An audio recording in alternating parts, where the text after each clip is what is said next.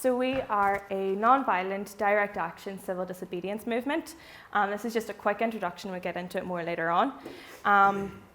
So we're just everyday people looking for a solution. Individual action isn't going to be sufficient, as we'll see as we go along. So we must get people who can, the small minority who have the power, must be able to, we must get them to act on our behalf and on the behalf of the generations coming after us. Because there is a climate crisis, there's an ecological crisis. So it's not just us that's affecting, and it's affecting people in this globe more than it's affecting us in Belfast today. Which is why just that it's so important to be a part of something bigger, and stress non-violence as well. So in this we will have, this is almost a bit of a trigger warning.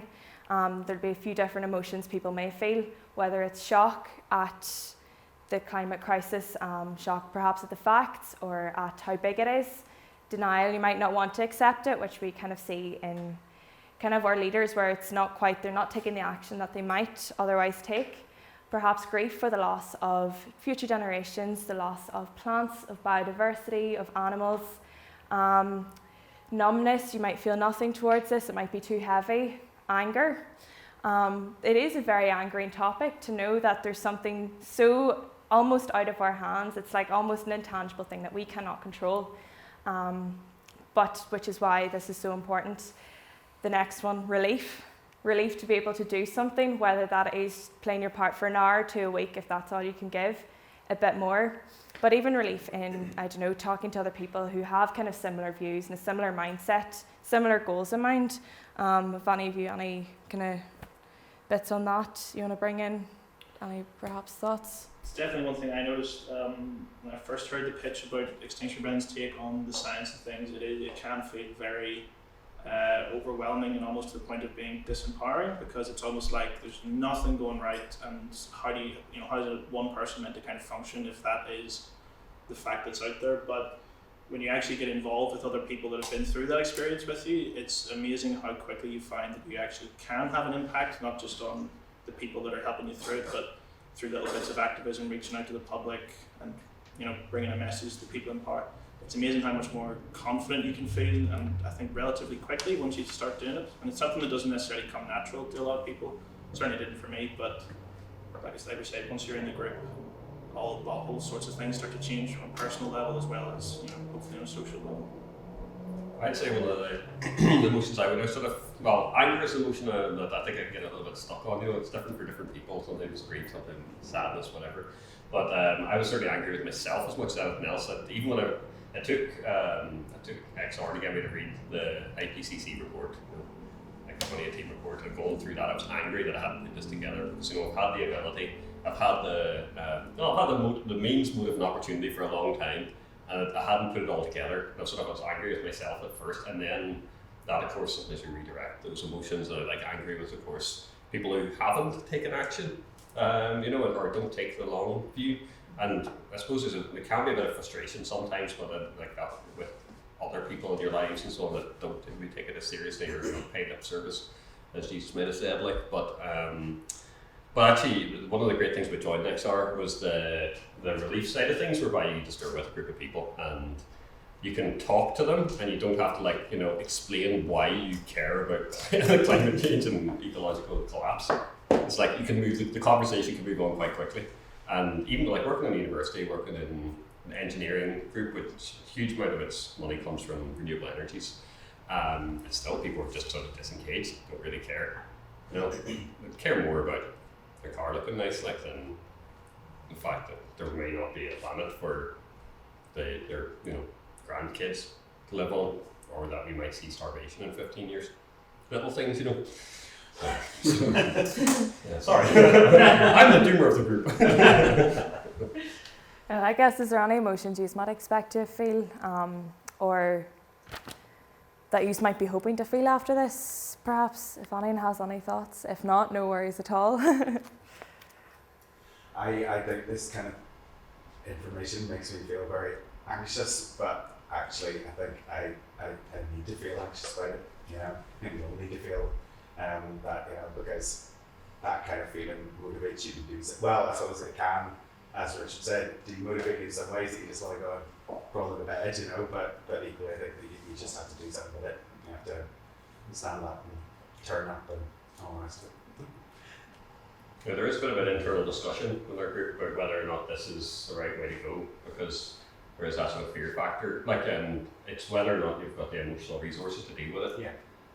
And it's definitely a good open question, but then I think that is part of the strategy from the oil companies and so on, or the people who wish to maintain status quo, that you go from denial to it's too late without passing through that center point of, you know, it's like in a house burning down, you know, when you kind of know the fire alarm's going off, you don't really do anything about it, and then it's like, oh well, no, the fire's in the hallway and I can't get past the fire, you know, but it's like I don't give in, but I think the way to truth and, you know, realization is through knowledge, and you have to deal with a lot of hard emotions along the way, but certainly if you get stuck in those emotions, then you need help for this. We all need and solidarity with other people. That's the thing that helps big time. You know, it's as you said, it's, you know, for you that it's being with people that understand is a really important thing.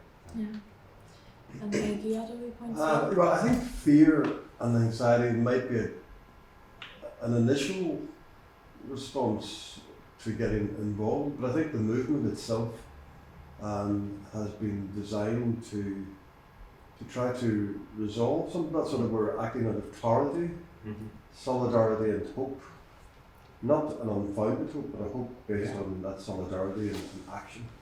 And the last I read about Rupert, for example, I know he's moved on, but he was about to co-deliver a meditation retreat in Plum Village.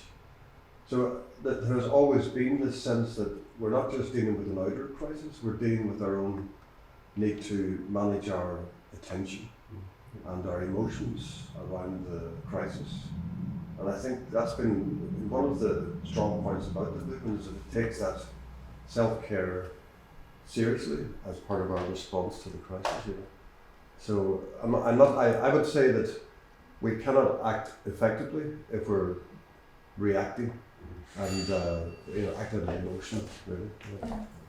That's an interesting point, not being able to act effectively if you're just reacting. You do have to kind of take everything on board and take a step back, which is why I guess it's so important to take a step back sometimes and look at what's going on and the people around you. And if you are watching this today at home and are feeling a bit overwhelmed by it all and want to take some time, reach out to someone and say about it, because it is such a big topic, but reach out, whether it's to Extinction Rebellion, to someone else, maybe your friends and family, just to talk about it.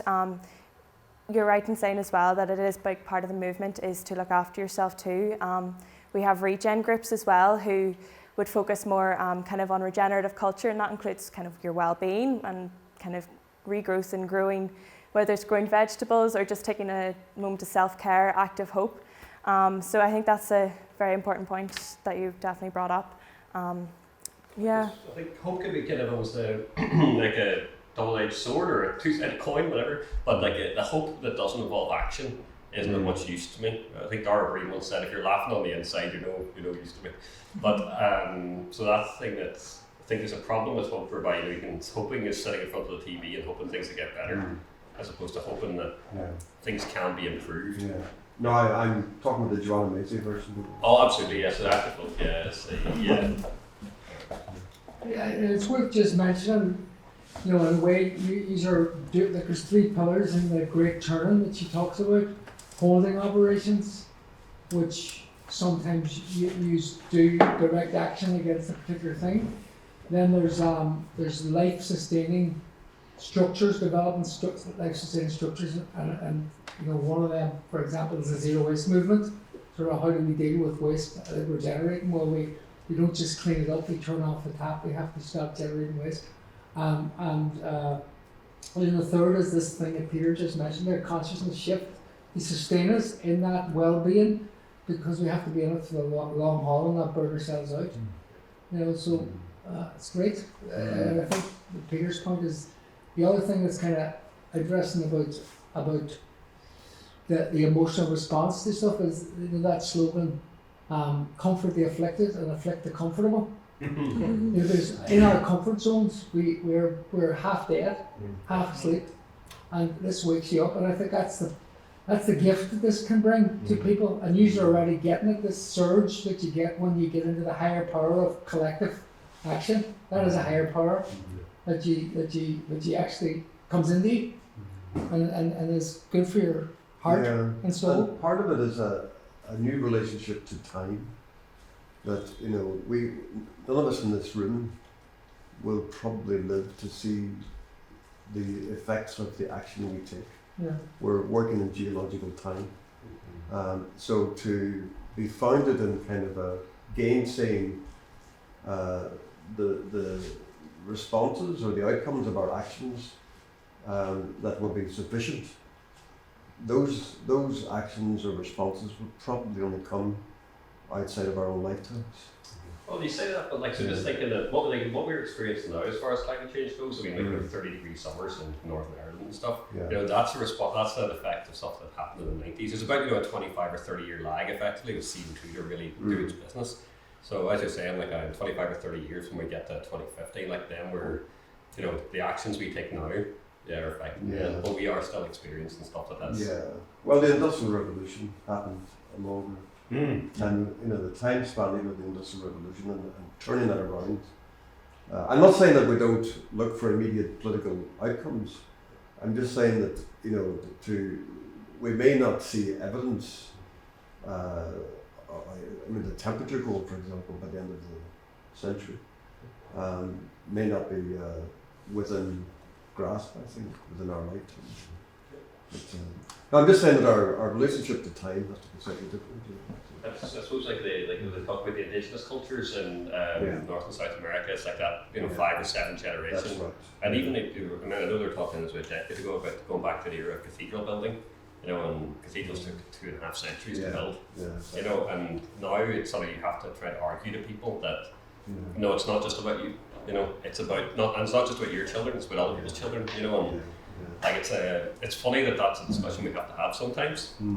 But it's an important discussion to have at this time. But as you say, times become so shortened. Like I suppose things change so quickly, perhaps. Yeah, well, most of the political responses, the formal political responses, are mediated by electoral cycles.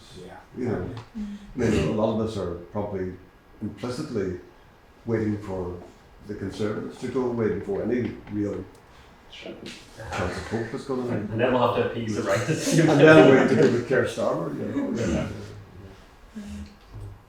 Yeah, no, there's definitely, I think, a lot to think about when it comes to emotions, and as you said, our relationship with time. It always feels like more urgent, maybe perhaps, than it might have done. But I suppose a lot of movements would feel that at the time it's just as urgent. This is an impending catastrophe. So there is a lot to be said for having hope and being able to act out of hope and seeing that hope, whether it's tiny, and we'll hopefully see some change with something. Hopefully within our lifetimes we're able to see it coming on the horizon at least. So I guess that brings us on to our next slide. And that is justice for all. So this is kind of just to highlight that one crisis is not independent of any other crisis. All crises are interlinked, whether it's social justice, gender justice, economic justice, environmental justice. We have a cost of living crisis at the minute, which is affecting so many people in so many different ways. It could be linked to, perhaps we could look at gender violence as an increase in if you've got decreased funds coming into the house, that may result in that, but in the same way that environment will do that to people as well. Women are disproportionately affected by climate change currently, especially as they immigrate and migrate from the places where they once lived. Looking after 4 or 5 children, perhaps on your own, subject to all that. So that's just one instance. Racial justice as well. Even global south, north, or global north, we look at the differences between how it's affecting them, how it's affecting us. Many of them are the people who are emitting the least carbon, but they are going to be the first to feel effects in many instances. So it's not just about us, it's about them. They can't be here today, where we have such an advantage over having the English language, which is the language of many of our leaders. So it's not just about us, it's about fighting on other people's behalfs as well, campaigning on other people's behalfs, because reality is they're all interlinked and none of them stand without the other. So it is justice for all, as it says. So yeah, linking them all together, and there's a place for everyone in this as well, whether your beliefs are more gender-based, whether they're more health-based perhaps, racially based. We all come from different walks of life too. We have all different reasons for being here. And so I think that will bring us on then. That's a brief introduction anyways, now we'll get down to the nitty-gritty of the science facts, and I'll hand over to Paul for this. Yeah. I'd invite everyone to challenge things here as well. I think Extinction Rebellion went through quite a good learning process, especially with BLM and so on, that it is kind of a slightly white saviour colonialist attitude where it was just like, oh, it's all about climate change, it's all about, you know, the species. I mean, that was, and then like the likes of Amnesty International come along, don't pile on a second, like this is, you know, social justice aspects as well. XR were also very deferential to the police to begin with, until like people from marginalised backgrounds, even just, you know, whether poverty and of course race and the intersection there, were like, hold on a second, these people aren't nice. You know, you're treating them like they're lovely people and they're just doing their job. They're not doing their job when they just shake me down for no reason. So it was a real, like, I mean, that was a real learning process. Like, you know, relatively well educated, you know, white, middle class, etc. The police are nice to you, but like, you know, it's, you always, you know, it's, but you have to realise there's different aspects to people. And anyway, as I say, like, if there's anything that comes up here, you want to challenge it, just jump in, like, because, you know, you may not have the answer straight away, but certainly it's global digestion. See that whole point? I mean, you've got it there. We show respect for everyone, to each other, the general public, and to the government and the police. I mean, that's an important thing for me, I think, and it's a beautiful thing. I mean, it's not that, because we have to transform the system, Yeah. and you know, we can hate what they're doing when they're doing it wrong, but sometimes they do the right thing. You know, in certain situations, I know there's slogans like there's no such thing as a fair cop and all that, Mm-hmm. and I know what their primary purpose is in the system, is to maintain wealth and property rights. But you know, I find that I love the non-violence of the movement, and I love what you have connected together there. That's what's really powerful. I think that you are just sitting there now, coming up with this stuff that's connecting all these things that are in silos, fighting against each other, and actually, you know, the potential for this to galvanise and bring people together is great. It hasn't happened yet, but you know, it's happening. It happened for a few weeks in England, and there was issues. There's more middle class than working class, but you know, it's still a great experiment. Yeah, no, it was Still like experiment. the Daily Telegraph complained that it was very white and middle class. It's like, Yeah. have you looked at your readership? Like, so, but it's a pity we haven't got the principles up there, because you've actually hit on two of the principles, Jim. Like, so one is like, challenge yourself to leave your comfort zone. You know, because we all want to be keyboard warriors and just send angry tweets. But you know, so sitting down in the road, like, or doing any of the protests, you always think the person out there, oh, they're a hero. They must enjoy that. It's like, nah, they're like, you got vicars and stuff, you know, like, you're being arrested. You know, that's not their comfort zone. Like, and the other one as well is that we avoid blaming. Yeah, absolutely. So. And then the other one is we have to respect people, or not respect everyone. No one person's to blame, and I think that takes a lot of the pressure off. Like, when you're sitting there blaming Bolsonaro and Trump, like, they're an emergent property from a system. Like, they're not. You know, it's not as if, like, you know, someone assassinated them, the problem would go away. You know, there's a certain sickness, and we waste so much energy and hatred. Like, that's one of the other things, and including the people that just do hate the cops. Like, you know, all cops are bad type of stuff. It's also wasted energy. Okay, so anyway, the Earth is our only life support system, so I think when we're living on a planet like this, you know, we can think it just goes into infinity in most directions, but this is our starship Earth. You know, this is the like little, what's it, the mote of dust suspended in a sunbeam, you know, where every human being, all history has happened here, all this wonderful stuff. You know, the astronauts who went to the moon, or you know, really got away from Earth's orbit. You know, even the low Earth orbit's probably not even enough. You need to get out towards the moon. And you can see that in a single glance and just realise how small it is. But while it is small, it serves a function. You know, there's cycles that happen here. Like, you know, there's things we take in, there's things we excrete, and then that all is getting processed through. And it has been doing that for, you know, it's complex life on this Earth for 500 million years. For 3.5 billion years before that, the life was mostly cellular, working out how to do these processes. Like, some people say it was really boring, but like, I was working out how to photosynthesize, to make oxygen, how to breathe oxygen, right? How to breed, how to, you know, like, sexual reproduction, this sort of stuff like it's very deeply rooted. You know, we look down as well as up, like. But that's our world, our little kind of almost like a snow globe inside we live. And really, the only problem that we have at the minute is that we've disrupted the systems. We're overloading the the planetary support systems. So the Earth can deal with carbon dioxide being pumped into the atmosphere, but we're pumping it in 1,000 times more than geological things have done in the past. Like the Tunguska traps in Siberia, like I think it was about 15 million years ago, put in a sort of equivalent amount of CO2, but did so over the course of 10,000 years, not over 100 years. You know, that's what we're dealing with. So the Earth can heal and process from a wound. It's like sort of the difference between, hold still a second, you know. So like, you know, it's the difference between this and a thump. You know, the thump will break you, whereas like that slow pressure can be dealt with. And this is the problem now. As a quick example, coral reefs have been around for half a billion years, 500 million years. They've been around longer than, things that are recognizable as mammals, really, or even possibly vertebrates. But they're almost certainly going to get wiped out over the course of the next century. They might hang on in a few places if they're and they might hang on because of human intervention, actually. But that's a different story. But we've done something to the Earth system which hasn't happened. It didn't happen when the dinosaurs were wiped out, right? Dinosaurs are still walking around 30,000 years after the impact. They didn't all die in the day, right? 30,000 years is a short period of time. It's a blink of the eye for the Earth's ecosystem. And we've had civilization for 10,000 years, and we've had industrialization for 200 years. You know, I know you all know most of this, but this is sort of the point in this isn't that, you know, you're not aware of the science. It's that it's to put it all together and to really, you know, make you appreciate this, because the news do talk about this, but then they switch to something different. And it's all compartmentalized. So there are many challenges in the Earth at the minute. Like social justice is a major one. It has been for centuries. I mean, and this is the thing to say, you know, if you're a dedicated socialist or something like this, that's an eternal battle. But that battle does not ever get won on a dead Earth.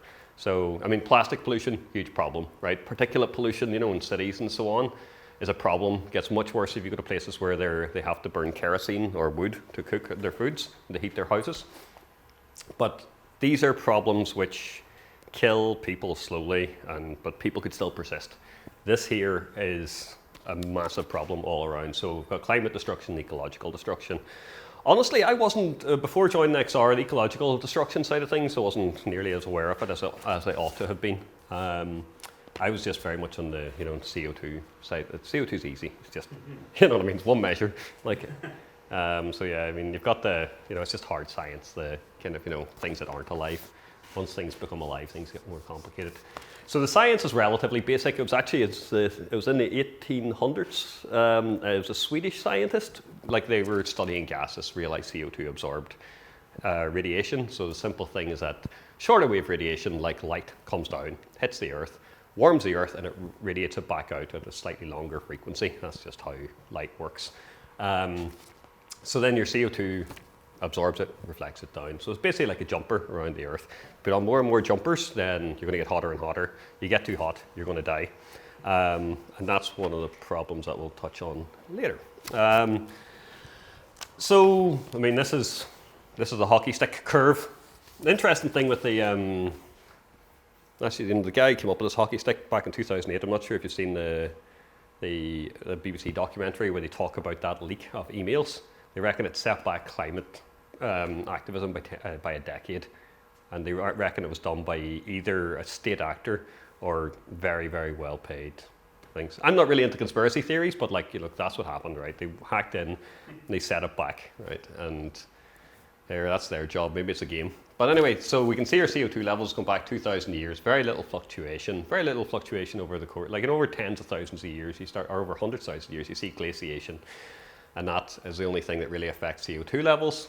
And then in the last 200 years, industrialization, but it's an exponential rise. So we've doubled the amount of CO2 in the atmosphere in the last 30 years.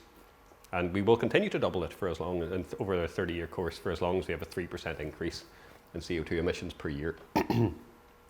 So that's compound inflation for you and everything else. Now there's actually an interesting bit here. round about sort of that was like just after 1500. So they reckon that was a depopulation of the Americas by European kind of yeah. So I mean, as much disease as it was conquest, but an area the size of France they reckon regrew in trees and possibly depressed the CO2 level, possibly causing the little ice age in Europe. So small changes can have big impacts. In a century later, really. But then, of course, CO2 levels rose up. And so as we were discussing earlier, right now we're probably experiencing the consequences of actions which are 30 years old.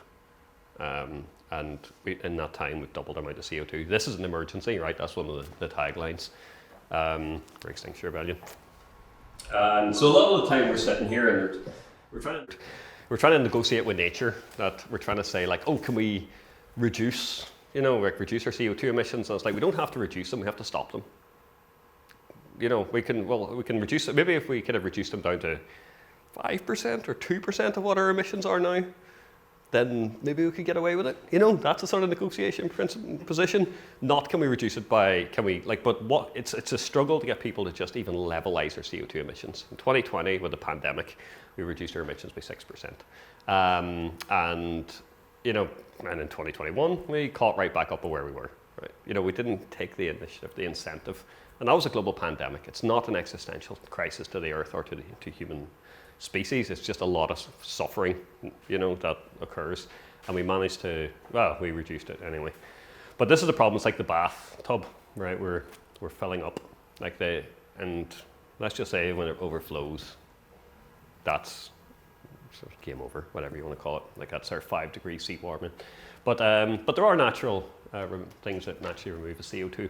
So that would be things like, we didn't know where half the CO2 we emitted was going for quite a while. It just wasn't building up in the atmosphere as quickly as we thought it should. It was being dissolved in the oceans. So that's your ocean acidification and your coral reefs getting hammered, as well as the hot temperatures and coral bleaching and so on. But yeah, so what we need to do is turn the tap off. And this is why Extinction Rebellion back in 28 was saying something as ridiculous as we need to be net zero by 2025, right? And it's almost this idea that if we delay, maybe we can stretch it out. It's like, no, the longer we delay, the closer it gets, So in 2018, 2025 seemed ridiculous. In 2030, it'll have seemed essential. That's sort of the, sort of change in attitudes and how things are done. I mean, we can look back in time at, say, slavery or child sacrifice, and we find this abhorrent. But, times change, and we need to try and think about how we'll be seen in the future. Because, it's how much do you care about someone's petty kind of, what do you call it? A petty luxury in 1990, but you're suffering the consequences for it still. Like a VCR player or something like that. You're like, who cares? But anyway.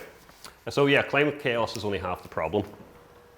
I haven't really talked too much about, it comes up about the temperature rises as we go, and the consequences. Like this stuff here is driving us towards oblivion. So 1.5, things are still okay. That's the Paris Agreement.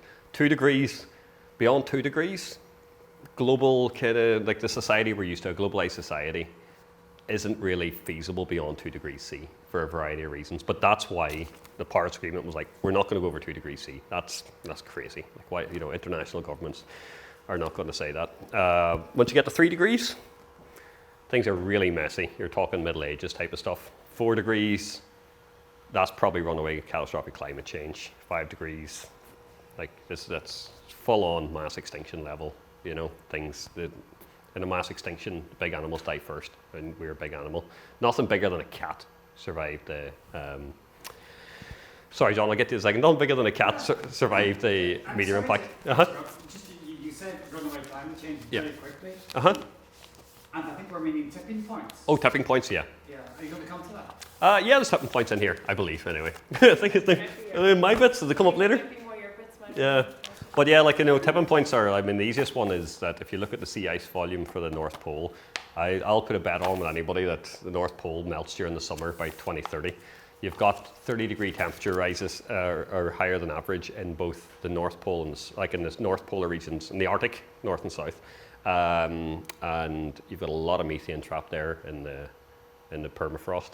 And that was the thing back in, like, I watched the documentary back in 2006. And that's when I was just saw something and thought I really should look into climate change thoroughly again. And that was the thing that was like, that was the tipping point that really worried me.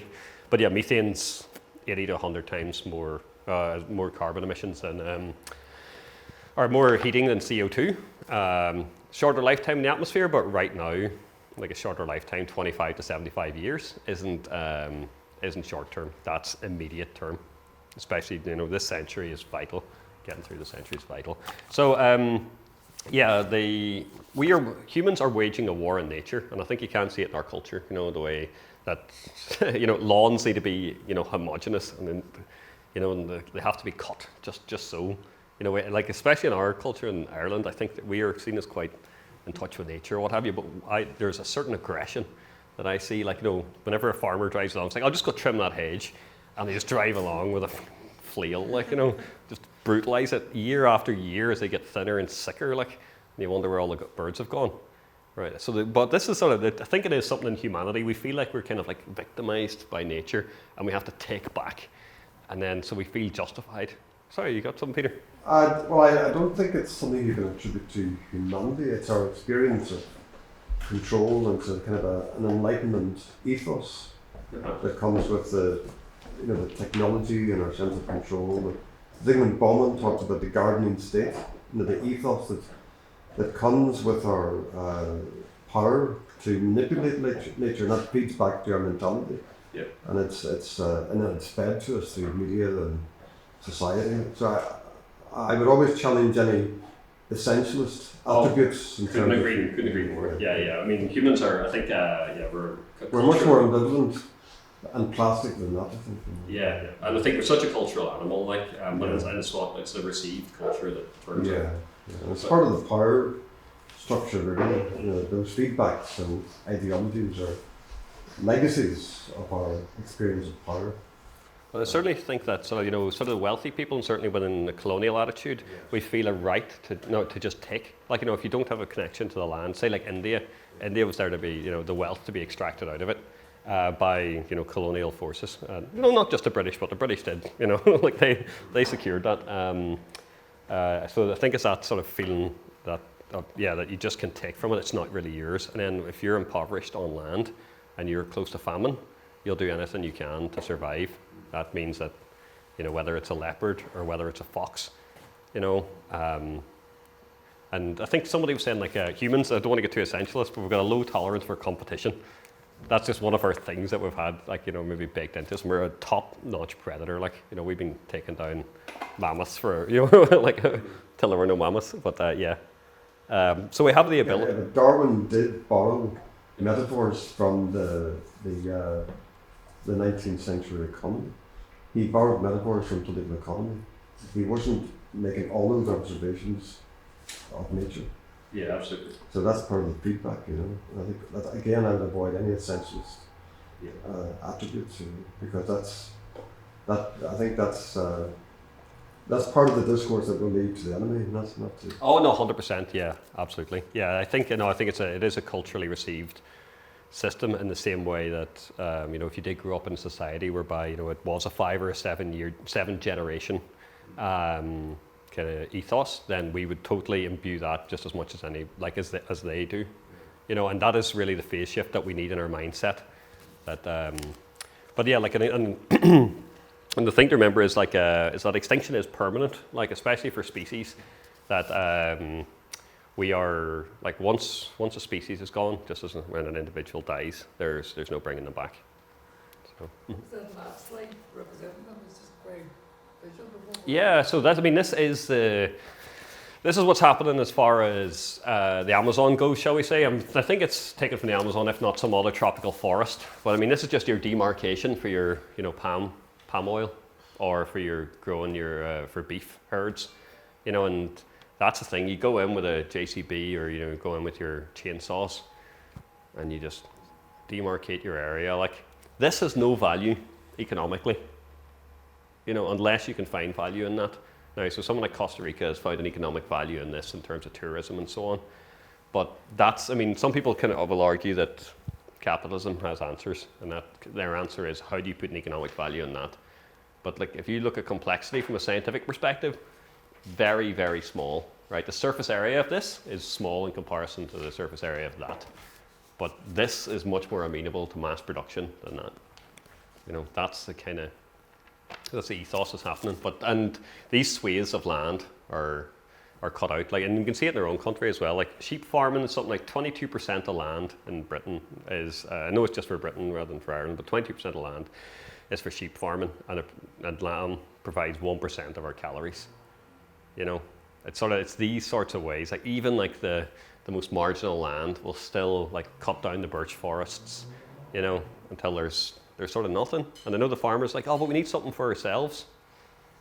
But it's a dialogue, you know, that we need to try and understand, and that feeds into the just transition. We don't want to isolate any one person, like the people of the chain. Yeah. If you start passing around sweets, you're going to have to share them. So, but yeah, just the things that the effects of global heating. Like, just to say, in the short term, like over 50% of the threatened animals are threatened by agriculture and land use, and then there's other factors as well. It's only about sort of at the minute it's about 12% is climate change, but as we move forward, climate change is going to be the number one pressure on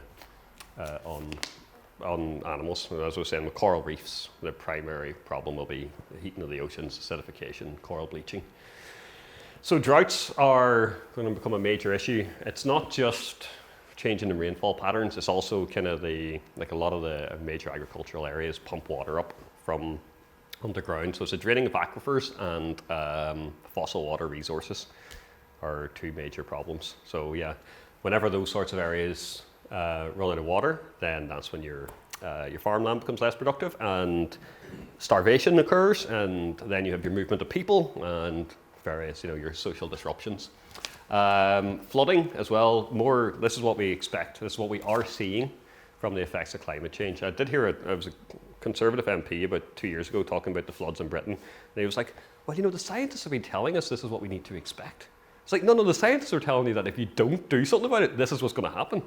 So that was kind of going from the denial to the, you know, just it's too late attitude. But yes, so that's what happens. So that we maybe some places get the same amount of rainfall, you just get it over the course of a week rather than over the course of a month or over the course of a day. Like Pakistan, you know, huge areas, like the size, like it was a few years ago now, but yeah, it's an area the size of England. It's underwater. You know, ridiculous, like completely ridiculous. And we see things as well here, but like Ireland's actually one of the most insulated places in the world against climate change. Forest fires, we currently have fires raging in Spain, which are, you know, relatively unprecedented, and it's June, and the fires getting worse and worse. Obviously, that one's from Australia; those ones were devastating. But the problem is that these things are just going to keep moving north and moving south. Like so, the forest fires that are in Spain will become more prevalent in France. When they're coming in France and moving into the UK, right? You know, and even here, I mean, our heathland fires, you know, they'll start sooner, and our boglands getting lost, and like that's a carbon sink. So that's another type of feedback loop. And then, of course, the rising sea levels as well. A lot of people don't realise that more than half of the rising sea level is due to thermal expansion of the water. You know, in the same way that you might see it in train lines, whenever they stop trains because they get too hot, or in power lines, they sag more. It's the thermal expansion of materials is what is driving more than 50%. You've also got unprecedented loss of glaciers, particularly in Antarctic. Things like the Thwaites Glacier, which itself, I think that can contribute like 20 or 30 centimetres to sea level rise. And it was thought to be stable, and then in closer examination, it's collapsing. Like, you know, unprecedented levels of change over, you know, incredibly short periods of time. And there's some crazy statistic, like 90% of the world's population lives within 10 metres of sea level. You know, humans have always, I'm not going to get too existential here. I think humans have tended to occupy, like go along the coasts and follow coasts and rivers. Just their water is a very good resource for food, and of course for travel and so on as well. So, yeah, 1 million species at the risk of extinction. I think a mass extinction, there's been 5 global mass extinctions in the history of the Earth, and that's whenever you lose more than 75% of the species on the Earth. I think they're saying that the extinction rate at the minute is 1,000 times higher than what would be in the background rate. The other thing as well is it's not really creating space. Usually there's this balance between new species evolving and species going extinct. So, I mean, as George Carlin, they'd like to say about 99% of animals are extinct. Right, but you know, this is a different story. Like, he also said that don't worry about don't worry about the planet. Don't like people saying I'm going to save the planet, right? You know, the planet will be just fine. Humans, fucked. So, like, and that is the point. Like, it's the big animals. It's not just humans as well. We're going to take a lot of things down with us. And so it's within our lifetime. And it's important to remember that this is happening now. I mean, there is arguments that the Syrian war grew out of a lot of things, but one of the things was the, weather changes in Syria, which then disrupted the farmland and so on, or the farming economy, which then pushed people into cities, which then caused a social disruption, which then, of course, caused failure. Well, like the government then stresses in the government, which then caused a civil war, which claimed so many lives, like, and destroyed cities. Of course, then a refugee crisis, which then spills into Europe, and then that causes a lot of problems as well, including arguably Brexit, you know. And so we're all like, these are the domino effects in an interconnected global society, and they are happening already. Probably in the next few years, they talk about a wet bulb temperature. If you've heard of this, it's one of these concepts which I only heard about a few years ago, but you'll probably it'll go from being like something you've never heard of to being normalized over the course of a very short period of time. Basically what you do is you wrap like a wet rag around a thermometer and you see what the thermometer reads. And if that goes above 37 degrees C, we're fucked. I mean, like, sorry, I've said that twice now, I'm not going to say it again. But basically your body's at 37 degrees C.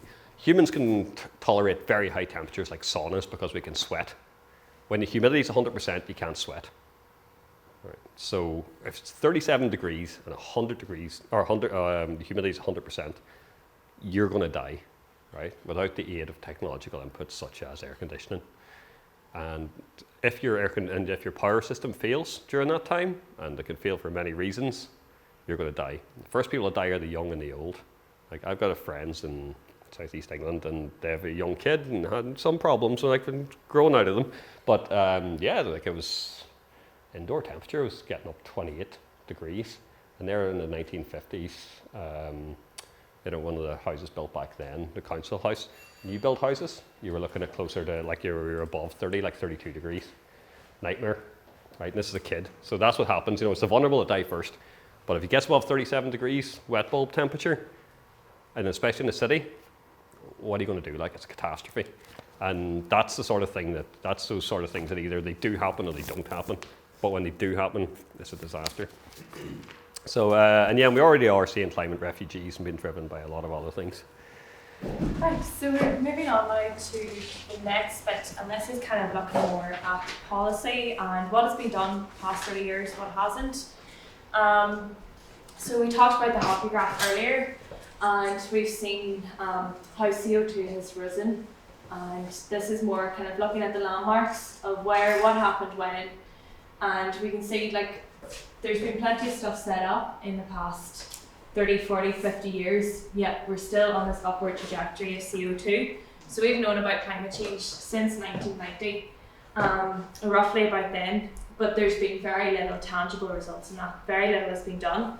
We have lots of talking shops, lots of nice words, what's going to be done, but then paper isn't action, words aren't action, it's like actual action that's needed.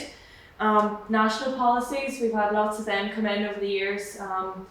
Their targets aren't as ambitious as they could be or should be, and we can see there it's not done much. There's been environmental campaigns around for years and years, whether it's Greenpeace, Friends of the Earth. Sierra Club has been around for 100 years. So there have been groups that have been campaigning on behalf of the environment for long enough now, and I think it's time that we see something come up that is tangible. We have thousands of legal cases, not like internationally. Yet we're still looking for something that's going to change this graph to go a different way. Most recently, perhaps the biggest landmark event, COP26, two of our favourite people in the world, obviously, Boris and Biden.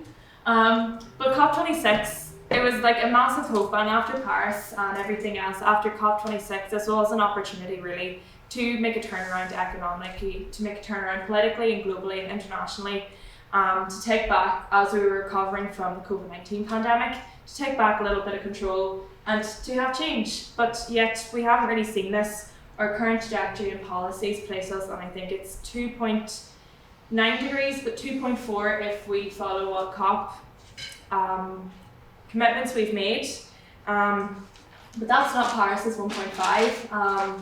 There's still a lot of room there where there is this massive gap, as we'll come on to later as well. But 189 countries and the EU, I think it was, signed up for Paris, and that was 1.5 at 2015, but it's gotten much worse now.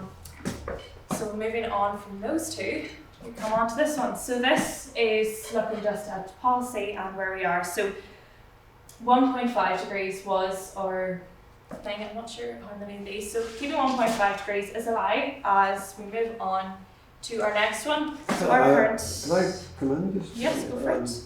So you dismissed 50 years of multilateral environmental negotiations. Are you taking responsibility then for reconstructing the international economic order? No, that's an interesting question. Yeah, because unless you're prepared to do that, you can't just dismiss 50 years of multilateral environmental. I mean, the point is, I mean, to implement the agreements and bring more ambition, but you've got to work to some extent with the structures. Otherwise, you've got to take responsibility for reconstructing the international economic order, the state system. You know, so I'd be a bit concerned about the message that you're putting across there. You know, I think we've got to, it's both and rather than one or the other. I would have thought, you know. Yes. Yeah. No. I'll come back to you in a second. But no, I agree. If that was the point that came across, it is like you do have to work within the systems, but there has been, and I think it's building on that movement rather than not dismissing it. But the reality is, it hasn't produced goals that we might think that have taken a lot of work to get there. There's no point. If you go back to, say, the period of the Kyoto Protocol and the projections of the carbon emissions, and the diplomats will argue, and the IPCC will agree, that there has been a marginal reduction on the anticipated emissions at that point in time. Now, they're not sufficient when you measure them against the Paris Agreement, but it's not factually correct to say that there's been no impact. Oh, this is we're drafting this anyway, like so. But yeah, that's a good. Sorry. No, you're right. Oh, just to say one of the XR points is that we're not a solutions organisation, we're a pressure organisation, because it's one of the ways to derail, like especially the media will derail it. It's like, you know, they'll do a vox pop and they'll ask like some random person on the street, it's like, how would you fix climate change? It's like, no, don't talk to me. There's experts out there. But yeah, no, it's a good point. It's not 100% hasn't done anything, but one of the reasons why we can arguably say that it's wrong is that, you know, they're saying that their targets put us at 1.5, but they don't, they put us at 2.4. And that's if they implement all of the procedures. And that's why the next COP27 is the implementation conference. Because like your message has been picked up to some extent, you know. Possibly, because I mean we're the best. I wouldn't bet on it. I'm just saying, you know, that there's it's a more complex thing than saying this hasn't worked. In some ways, we're the radicals, and but we're also, you know, everyone wears multiple hats. So, I was just going to say, you're right in what you're saying. No energy is wasted, especially in terms of what's being done in the international sphere. 2 points: when the rubber hits the road, it's still the end of the world. Oh yeah. Essentially, so we can say the marginal effects of the international organisation, and if you are going to argue against the multilateral system and propose a different economic structure, I would just say if you could, but it was obviously not feasible with this economic structure, negotiate like you are, but implement the commitments. Like you said, there's a paper by Oisin Coughlin, the Friends of the Earth director, and he talks about Kyoto, and he talks about the then Minister of the Environment. Who are they sending, or were sending these meetings? Back then in 1887 was the Environment Minister. Toothless, I can't even remember who it was, but when he came back, no Dempsey. So when he came back and essentially put proposals to the then Finance Minister in the Republic, he said, like, get to the back of the bus, essentially, with the message. Like, you're sent there to do your piece and come back. And you get Micheál Martin doing it this time round and come back. So multilateral negotiation in their current structure is a brilliant thing. Only if they agree, if they do what they have agreed to do.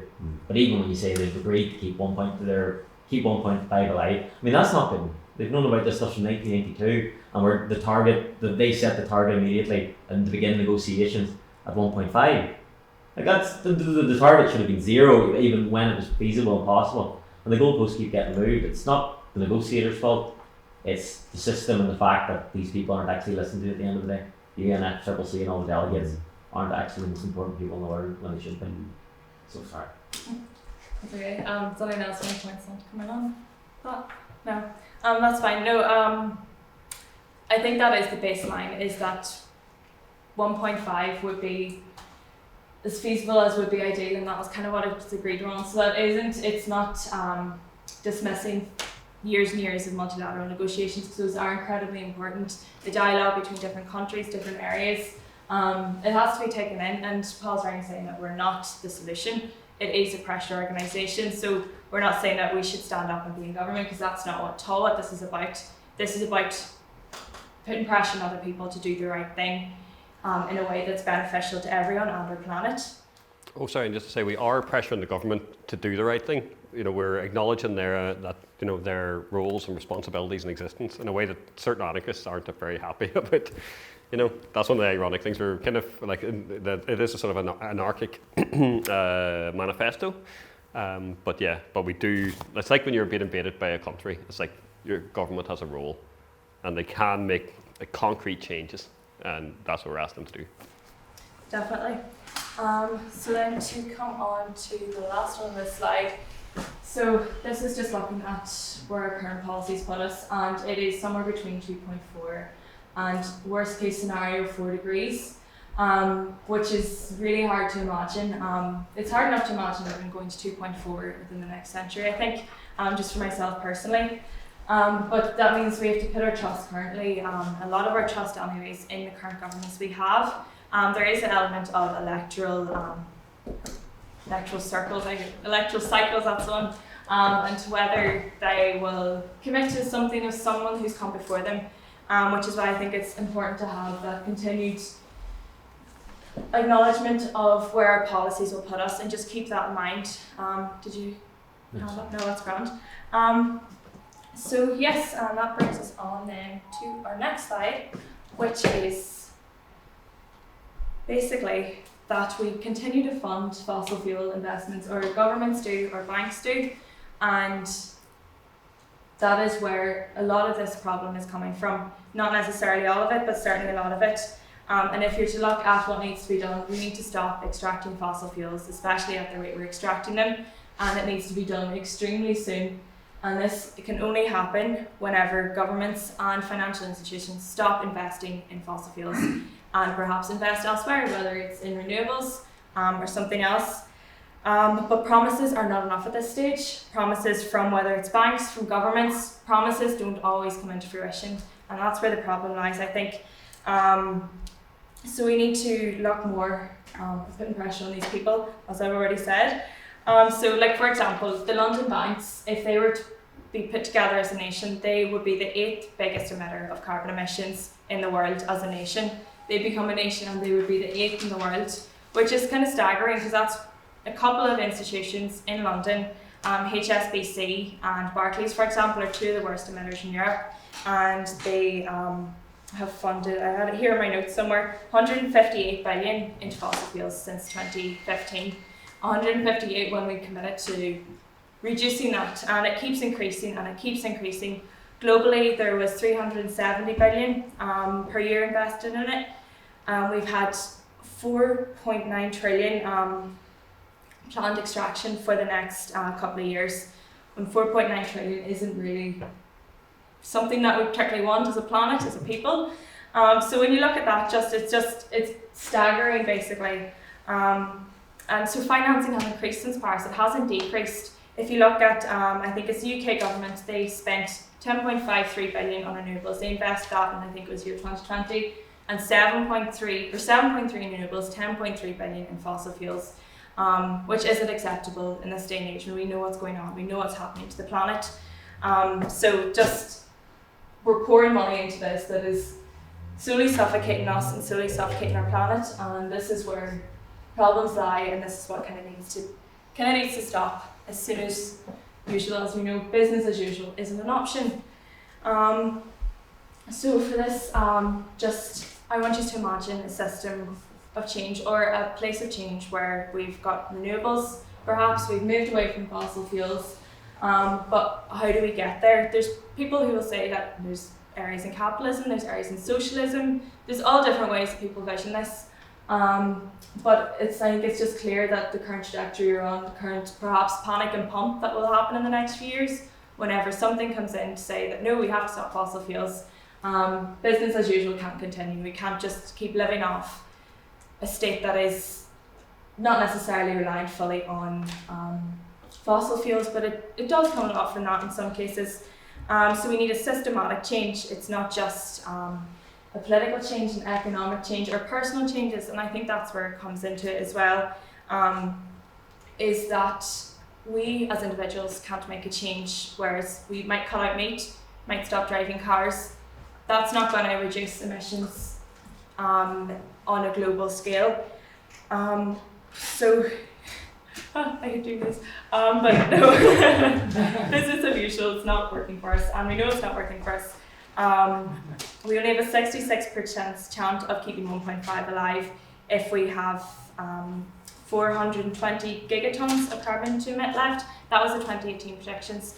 By 2020 it was 310, but the IPCC recently reduced this to 100 less gigatons left to emit before we're ending in catastrophe, basically. How many gigatons per year though? 100 gigatons per year. 100 gigatons per year. No, how much are you putting out now? How much are you putting out? We've got 100 gigatons left. I think we've got 100 less than we did. I don't know the statistic, and I know I should. No, it's 200, like if you're saying it's about 200 odd gigatons, then we're emitting about 44 gigatons per year, so it's about 5 years of emissions at current rates. So that's where we get back to the carbon neutral by 2025. Would have been a great idea in 2018. And then you have to factor in equity into the distribution of the remaining budget, which makes it even more urgent. Definitely, because there's room for loopholes and stuff if we were to. I think the 100 extra 100 was to provide space for if there's carbon feedbacks and loopholes and everything. But coming into that, yeah. And also countries don't account for their emissions accurately, even what they provide the UN is not correct. In Canada apparently is quite a significant discrepancy recently. So whatever is estimated is definitely less. Definitely. Yeah. But yeah, no, if you want to look up on why 2030 is or 2050 is not reasonable, because one of Extinction Rebellion's demands is 2025 net zero, 2035, 2025. And there's a reason for that as well, is because that is most likely to keep us safe, because as we go on, it's just the problem's not going to get any better, basically. It's going to get worse. But Kevin Anderson is a good person to look up, I think, for that, on why 2050 is not the most reasonable goal we can have in this. And so we've seen all the scientific information, we've seen things that are happening, and we are, in some ways, perhaps walking off a cliff, blindfolded or not. That is kind of the situation that humanity's in. And actions are what's needed, and not just promises and policy. We have the science, so we better not walk blindfolded into this massive crisis. So moving on to individual carbon footprints, as I mentioned earlier, it's not enough just for us to reduce them.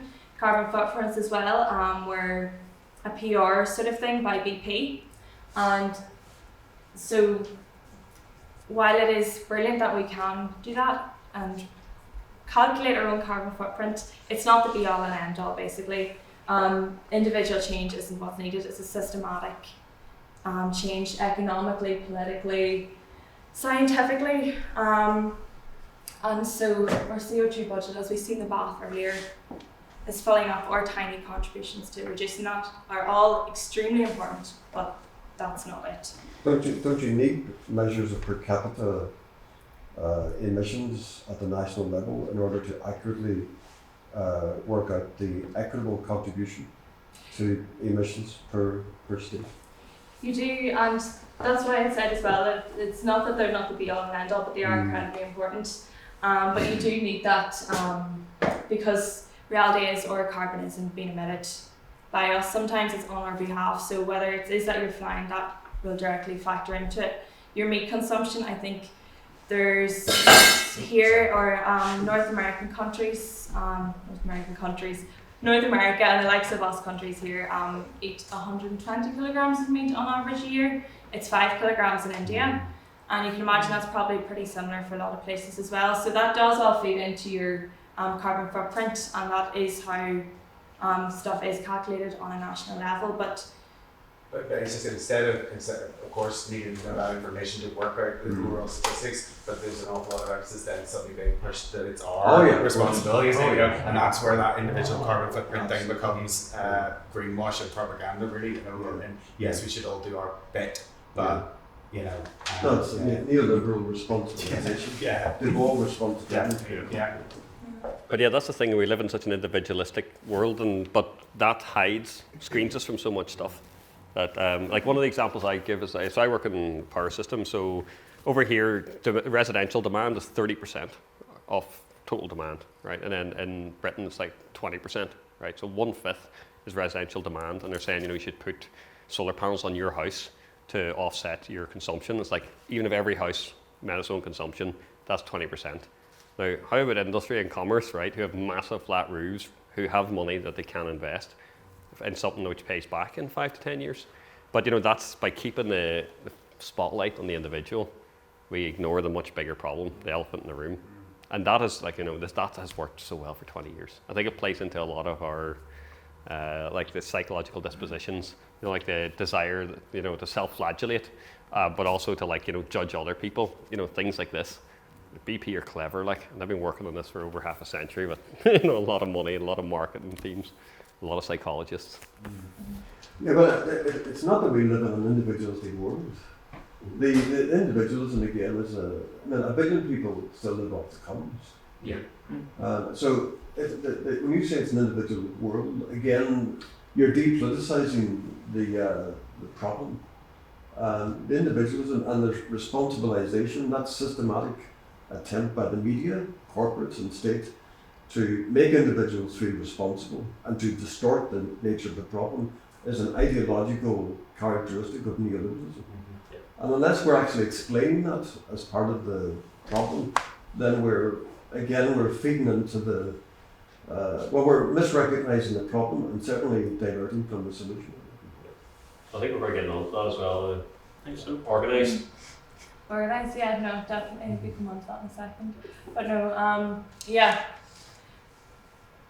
But sorry, I think that's what the point is here, is to get away from this idea that doing your bit, buying an electric car, isn't enough. There's a certain narrative foreshadowing. A lot of people as well don't have the means to afford an electric car, or to change your diet completely, because sometimes it is cheaper. Like say I worked in Iceland last summer. Most of the chicken in Iceland's from Thailand. It's from Thailand of all places. It's not even chicken from the UK or Ireland, even Europe. It's nowhere close. Pork chicken. I know, none of that. Loose frozen chicken bag. So and that's so much cheaper than buying your Moy Park chicken. Even farmers now in Ireland are getting charged so much less, or getting paid so much less than they should be for beef. And while that is a massive emitter of carbon emissions, this is really affecting them. Lidl and Aldi have a monopoly over them, and so there's so many different problems that factor into it that it's not individual. Not every individual has the choice to put solar panels on their house, and I think that's kind of the point of the highlighting the BP or carbon footprint. Not everyone can do that. Not everyone has the means to do that. So it's bigger than you, and the problem is bigger than you, which means the solution is bigger than you as well. It's not just an individual responsibility. There's responsibility on society for many people who don't have the means to do it. Which I think then brings us on to Richard. Just going to talk some more now. Yeah, I'm going to talk a little bit about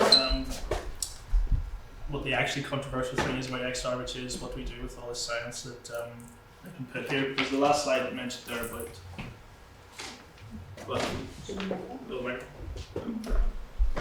the last slide mentioned there about how individual action, as we see it, is a false hope. if you just let me install the microphone. It's a false hope as much because, as you say, Peter, there's a lot of people of power and influence in this society that want us to believe that the reason we ended up here is because of individual action. A lot of people that want us to believe that we ended up here because individuals didn't take it seriously enough, because it's kind of our own just desserts for just being human. If there's some essentialist accounts out there want to say it, but the way Extinction Rebellion looks at it is a bit different. We try to look at it from a more systemic point of view, and for all the different explanations you could come up with for why we ended up, as John alluded to, right on the verge of a tipping point where our civilization isn't going to be sustainable for much longer. We've come up with sort of 3 rough explanations for why we ended up here. The first one is our electoral systems, we don't think at the minute are up to their job. In the last 30 years when this science has been out there, there's also been more democracies in the world than there ever has been before, and yet despite having more free and fair elections than ever before, the people's voice demanding action on this never translated into the kind of change that we need. And the reasons for it, they're not because all the politicians are evil, and do stress all of them, but there are politicians out there that they'll make their promise that once they're in power, everything will turn out sunnier. And then they get into this position of power, having used all of their organizing effort and all of their networks and all of their capacity to get themselves into an office, and then they find themselves in an institution that really isn't geared for making hard choices. Like a lot of the stuff that we've been talking about, you could say that there'll be a better future after it, but there's no getting away from the fact that it's a hard thing to get your head around. It's a hard idea to be able to tell people about this, that there's a lot of changes need to happen.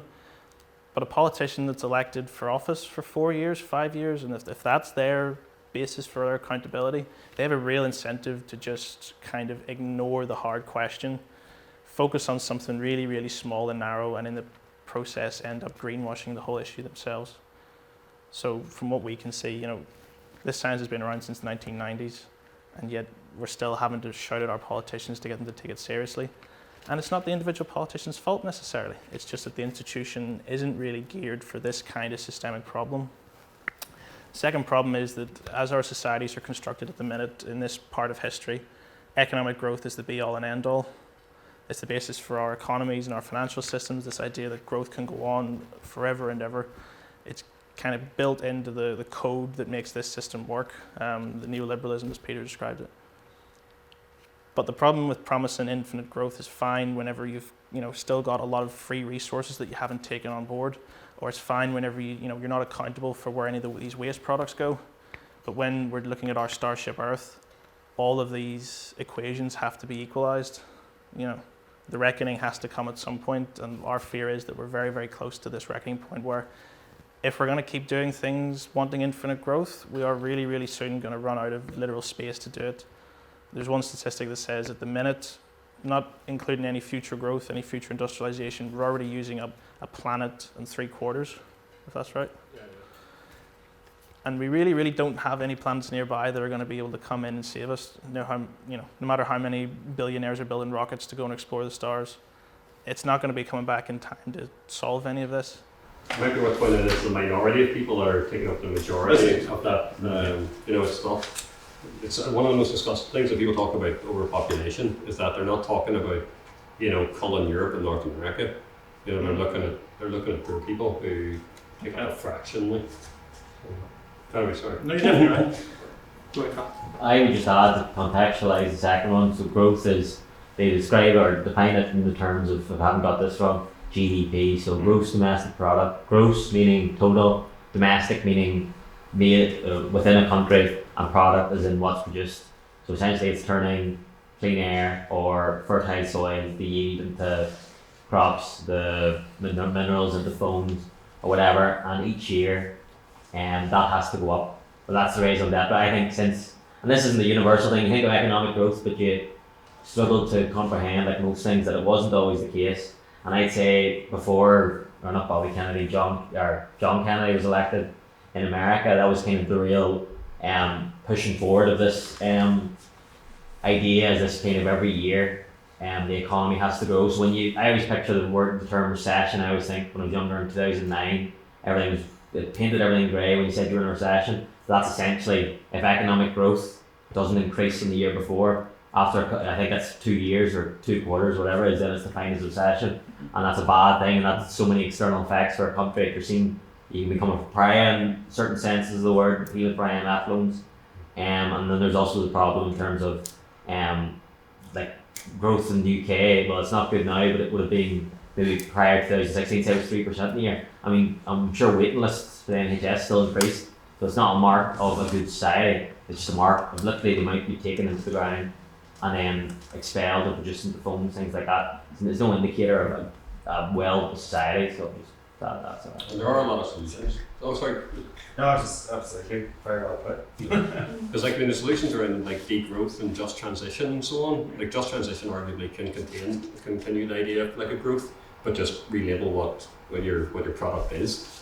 And degrowth, obviously. Like so there's so many solutions out there. And once again, the Extinction Rebellion are the solutions organisation, we're a pressure organisation, like just get make the politicians come to implement good policy which will achieve end goals. You're right. I mean, a lot of people have said, with the successes that Extinction Rebellion's had in sort of 2.5-3 years of being around, it's really trying to get to this. I reveal just how much of what the policymakers do is conditioned by they think there is no alternative. They think that we ended up here because this is the only way we were ever going to be here. This is the most efficient way to do things, this is the most rational way to do things, and that's just it. And it sort of connects to the third critique that Extinction Rebellion would make of all this, which is this kind of idea, this kind of culture, this kind of almost common sense belief that people have that things just have to be this way, didn't come from nowhere. 6 billionaires run the press in the United Kingdom, and that does, I think, tend to have an effect about what sort of views are disseminated, what information people find accessible. Because as you alluded to, talking about the minority, there is a minority that have a lot more power, responsibility, and just frankly access to policy making than we do as ordinary citizens. We're human beings with human rights, and corporations have wealth and influence, and yet they have access to the halls of power in our democracies. Even on a smaller scale in Northern Ireland, the Department for the Economy is in charge of petroleum licensing and all that kind of thing. There's 3 university reports that I've seen suggesting that it's, as an administrative department, it's not fit for purpose because there's a revolving door between it and the natural gas industry. There was a BBC Spotlight documentary you might have seen a couple of months ago saying that the Northern Ireland Environment Agency would not rank in just an objective measure as the kind of environmental oversight agency for a developed country if nobody knew what it was. So if you were to take all of its performance metrics, agency for a developed country if nobody knew what it was. So if you were to take all of its performance metrics and just wipe the name out of it, it would not look to any experienced observer that it had anything to do with a developed democracy like ours. And it's not an institution that's underfunded to any significant degree. It's designed in that fashion. The Ulster Farmers Union, for all of the other things that it does have an agreement in law that says that there won't be many prosecutions against anybody that it finds favour with. But that agreement didn't come from a vote of the Assembly. It did, politicians weren't rapping on the doors to try and come up with that kind of policy. But this is the kind of access that wealth and power gives you, and it's the kind of instruments that become available to you when you're on the top to try and conserve things the way they are, even to our detriment. And from the perspective of lobbying, even in the US with gun control, it's a very small proportion of the population that's managed to very much dictate law. Even in the same way, as you mentioned as well, in media, they do have such an amount of control. As you said, there's 6 billion areas are controlled in media. But if you look, I seen somewhere the other day, I think there's a George Monbiot article, but cake is mentioned 6 times more on the BBC, I think it is, or UK television, than climate change. There's some cake. And they haven't got a Great British Bake Off anymore. Yeah, I know. So that just shows you the drastic disparity between contentious issues. I know. True. Not to meet climate change. I know. Exactly. Not to meet soil. Yeah. It sort of connects to what you were saying earlier, Peter, about the politics of attention behind all of this, because it's as if there's so many resources available to distract people from this, that if that is your project, suddenly you can find all sorts of funding to do it. But all this kind of messaging that we're trying to do, we're the ones that have to struggle. And to a certain extent, that characterizes why we're the pressure organisation, not the solutions organisation, because it's that power barrier that we think needs to be addressed before any of this becomes actionable. So elections are addiction to growth and a lot of lobbying by some vested interest. Am I pressing down here? Yeah. Or enter. Or enter. That's right down. Yeah. Just trying to Just before another Extinction Rebellion point is that there aren't any technological solutions, and this is just going to demonstrate it. Apart from this is a technological solution, obviously. Where is that? Yeah, Islington in North London. It's a ringer actually for what Free Harry Wall used to look like. When there was there was a wall, there was a gated wall with a gorillas sitting there now, so that's kind of fascinating for me. Yeah. But the gorillas there was a kind of in the street went up, there was a kind of arch gateway there. Lovely. It does, I believe, actually have a connection to Freederry because I believe that's just around the corner from Jeremy Corbyn's constituency office in Islington North. But that's just a bit of trivia.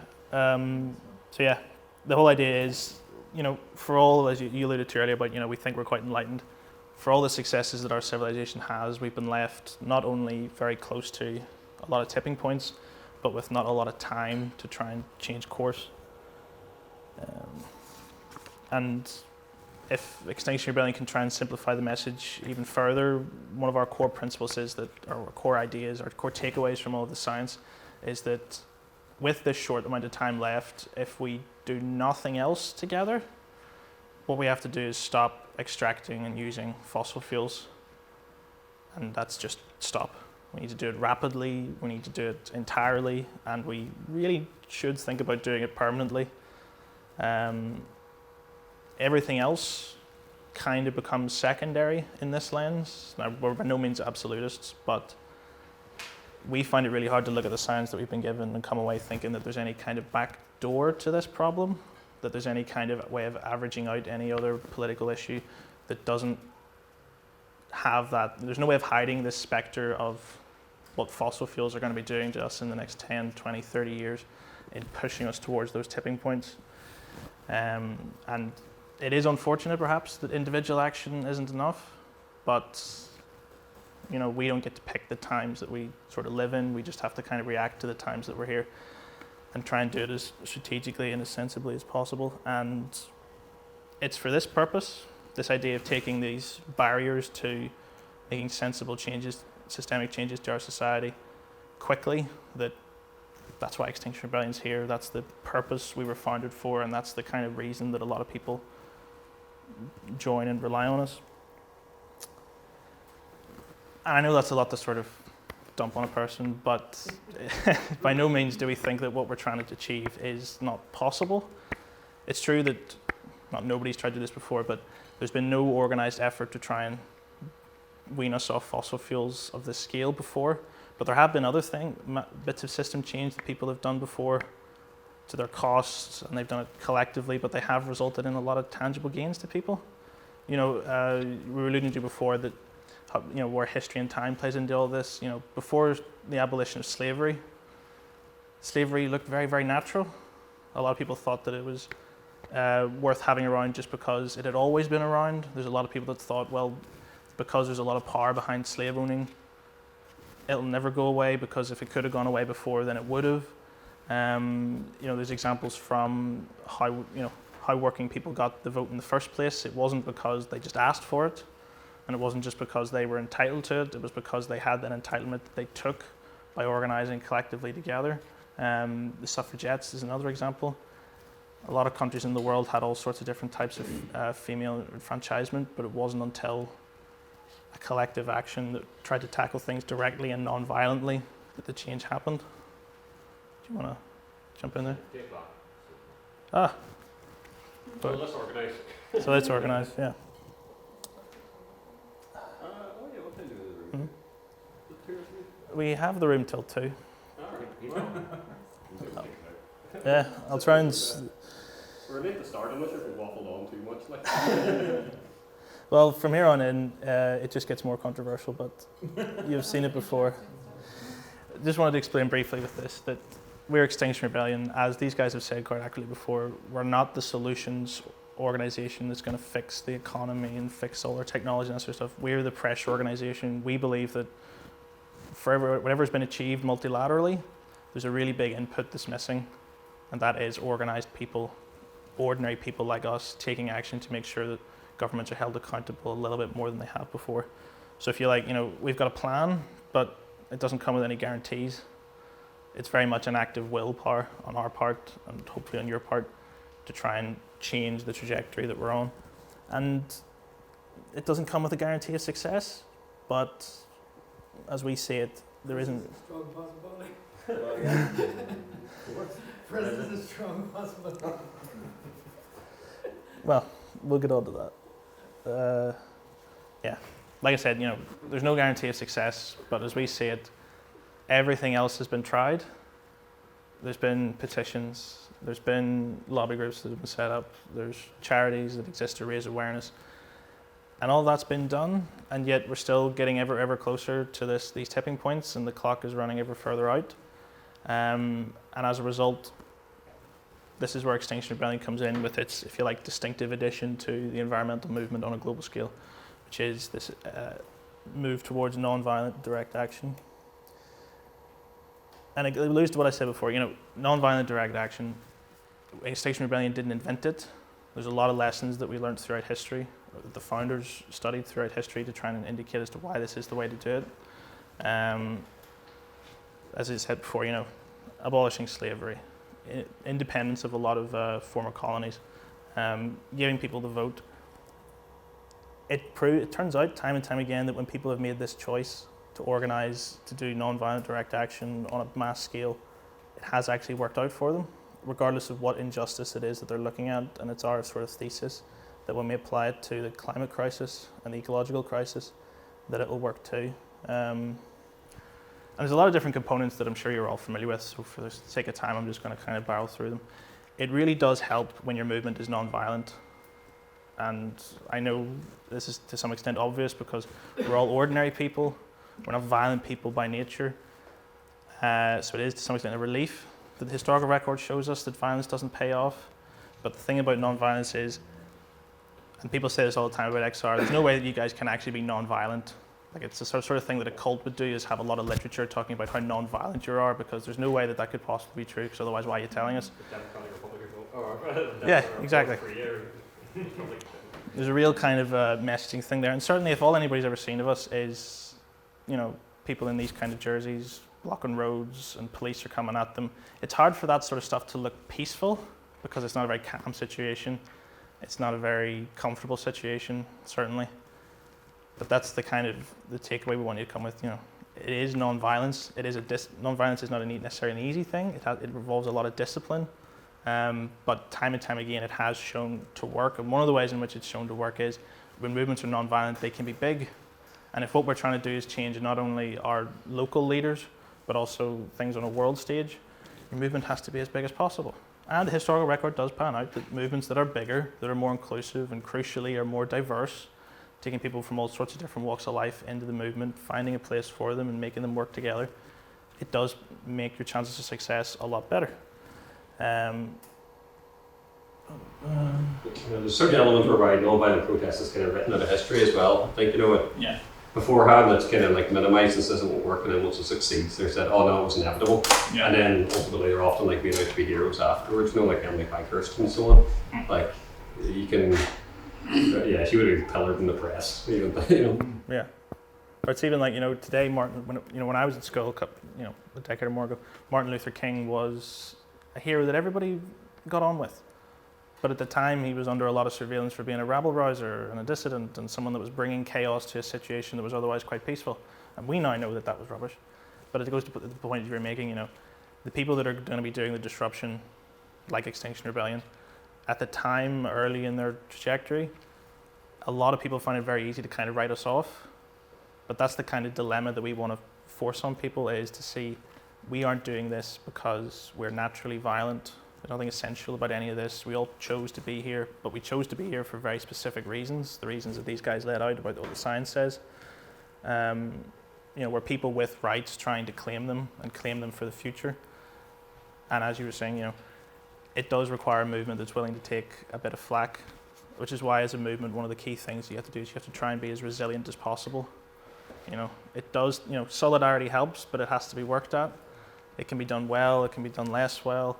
For a movement to try and disrupt the system that we laid out before as much as we want to, it does require a kind of making that choice and that disciplined commitment to doing the disruption peacefully, to doing the disruption with as much mutual support as possible, and just really making sure that kind of, putting all of your hope on the solidarity, if you like. Because these guys have all the resources. The people that we're after have all the resources. They have all the time in the world to come after us. But it's the active willpower that we think, if we do it together, can make XR the thing that's going to turn this around. One moral reason as well to try and actually promote non-violent direct action in a minute is that violent direct action movement, like we're projecting ourselves forward 5, 15, 50 years in terms of what we see happening with the climate. And as these problems go worse and worse, people become angrier and angrier. That one, they were kept in the dark, and two, nothing was done about it. And then that's whenever a violent reaction can become more and more personally justifiable based on their own anger. But it tends to not be that productive. It tends to often backfire, and it causes a lot of hurt. So one of the reasons to do things like the non-violent direct action training next weekend is to get these ideas in people's heads. So they feel like they have a choice between, because they're going to want revenge in some ways, and having that choice to organise will hopefully lay some good foundations now, even though it can seem a bit odd. So, if not now, when? If not you, who? As the saying goes. Do you have a thought there, Peter? Better mindful. That's a better mindful. The interesting thing about non-violence, the original influences from Gandhi and Ahimsa incorporate, it's not just non-violence as a tactic, it's non-violence as a way of life. So that you incorporate your relationship to nature and other kind of ethical way of being in the world. And I think that's possibly a more attractive way to talk about non-violence rather than just choosing it as a tactic. That it's actually it's part of the change that we want to make individually and collectively in our relationships, a kind of relational shift. And I thought that was really where you were coming from with the non-violence stuff. Yeah. Yeah. To some extent, it's really just a tactic at the minute. It's like it's the objective to try and halt, halt global warming and to stop ecological collapse. But but I think, as you say, whenever that almost then is implied that you try to move towards a non-violent relationship with nature. So even as an example, like vegetarianism or veganism, I mean, it's not necessary, it's not required, but it is often like a natural It's response. consistent, isn't it? With any relationship. Yeah.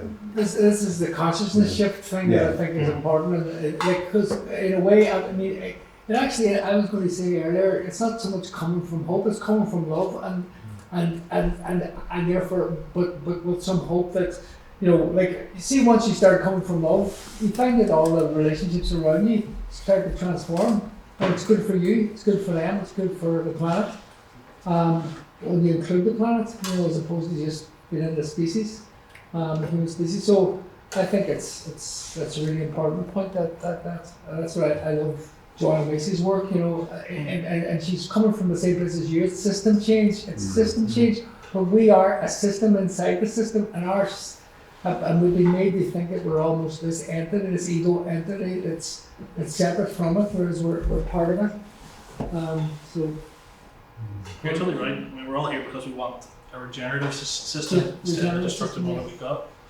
I wish we had the demands up, or no, the principles, sorry. These are 3 demands. they're beautiful. They're beautiful. We had 10 They principles, are love. yeah. They're love in 4 bullet points. Yeah. Oh, sorry, that was even the 10 principles. So that would mention that then one of them is like we're working towards a regenerative culture, and that's both internally and externally. Yeah, great. I like what you said as well about the ego, us in a system, because it is working in nature rather than with nature. We should be living in nature rather than with nature, which I think is where a lot of this comes from as well. It's not natural to be extracting so much stuff and to be destroying so much stuff as we go along in our lives. So it is, you have to understand that you are in nature and not just work with it. And as you pointed out earlier, cutting down hedges and stuff, like, that's natural, but you have to work within it and not just with it. So yeah. The risk of being a wee bit intrinsic in this, I would say humans are naturally, no, actually almost like, you know, with the whatever, but we are naturally a social being. I think I like that one. this feeling, you know, this idea, like, you know, humans throughout our history probably had more of an empathy with the group than themselves. Yeah. And that has shifted a lot. I mean, you see it within a nuclear family, but you know, it should be broader. But also with the relationship with like a natural environment, which is by which is a more complex environment. So, like, you know, like a tree is inherently more complex than, you know, a car park, right? You know, so that sort of thing, that those feedback. So that's something that's sort of missing from our lives, I think. I mean, people. I mean, that's sort of forest schools and so on. I mean, a lot of it's quite in vogue, and you know, autistic kids bring them out and to spend some time in nature, and it settles them. I don't really know why, but I think those things are missing in our lives, and we do. I think it's a natural process of trying to bring it in through doing things like this, or at least meet people who are quite into that sort of hippie shit. Well, there you go. Well, just for the sake of time, I'm just going to rattle through what the three demands are. The threefold at the minute. We want governments and media and leading institutions to be telling the truth about what's going on. So that's not just what the ambition was a couple of years ago, which is to get the governments to declare a climate and ecological emergency, because as Paul said, the ecological bit has always been, you know, trying to catch up. It's not just communicate that declare there is an emergency, but communicate as if there is an emergency on. So it's one thing to say, you know, we're in an emergency, but I think, you know, the public at large still struggle to kind of grasp the scale of the emergency, to the point where the word emergency is at risk of kind of being pattened down and watered out and washed out. So we want people to be, that's why we focus on telling the truth about the situation, not just saying that there's an emergency, but communicating the scale of the emergency. Go ahead, Cam. I would just add, because there's a great film, Resistance, on Netflix, and it describes the first 2 or 3 years of, the first that year, April through October 2019, Extinction Rebellion, following the leaders, and they get Farhana Amin, a solicitor and an international lawyer, and she sits down with Michael Gove and the government, and then the governments throughout the world do declare a climate emergency.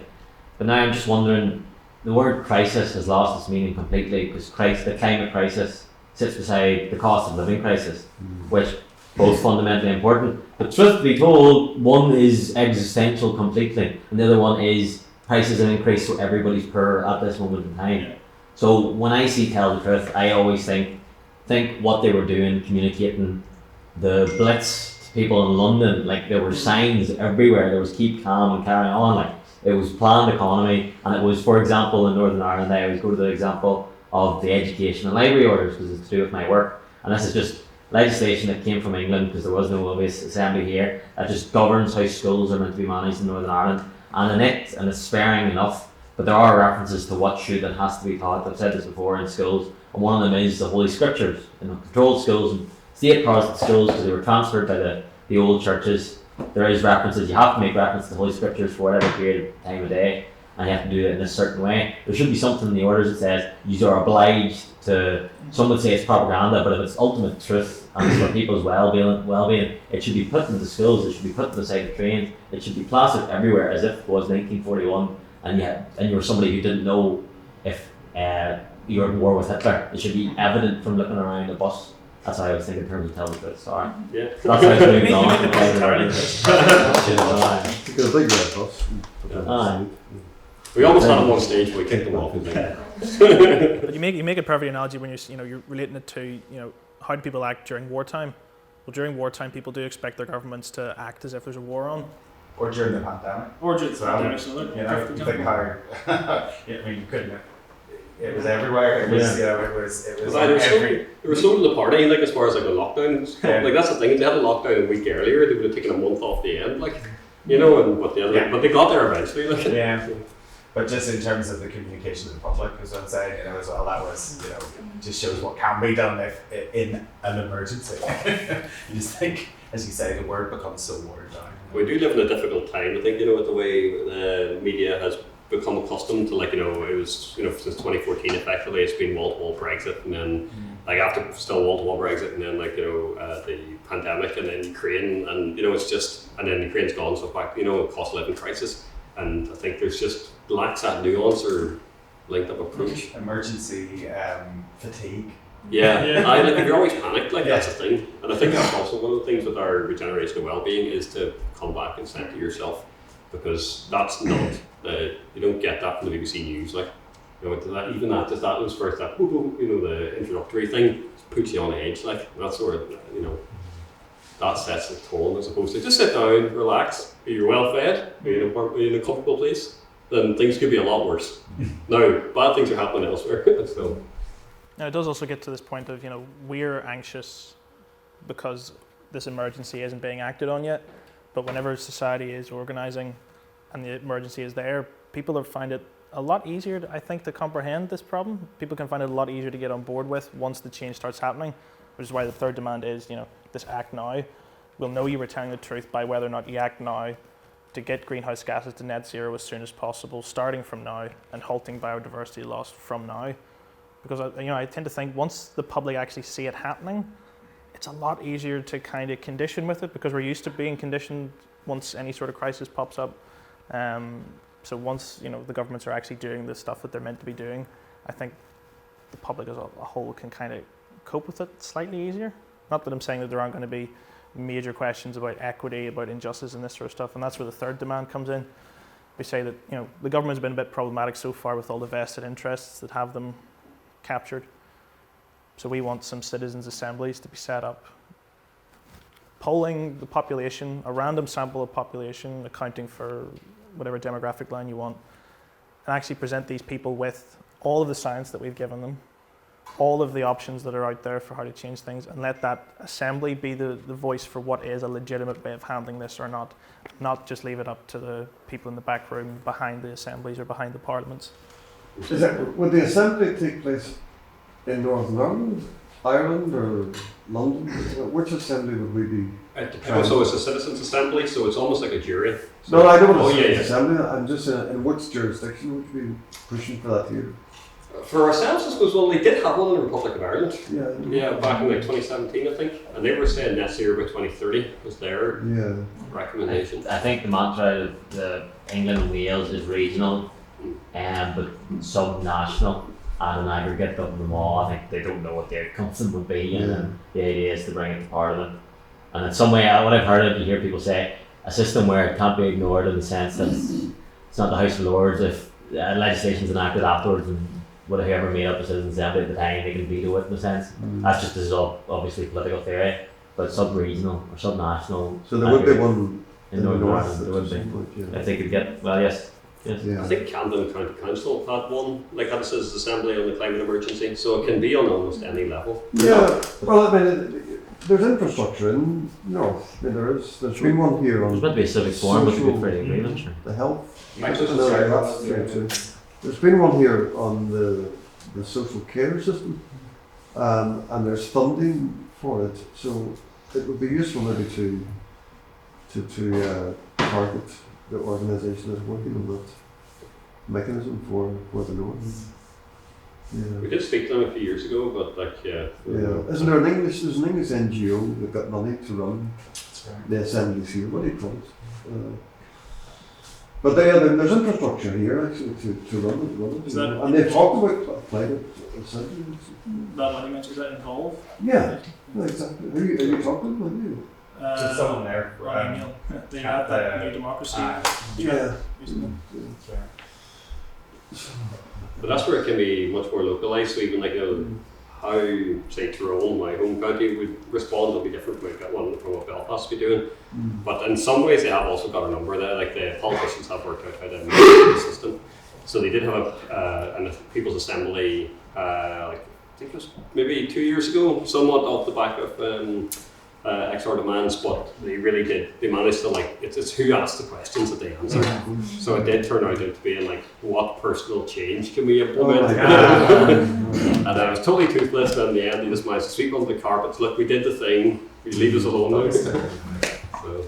And of course, there's one running at the moment in Dublin, which is connected On biodiversity loss. So a submission from XR to the Biodiversity Loss Assembly.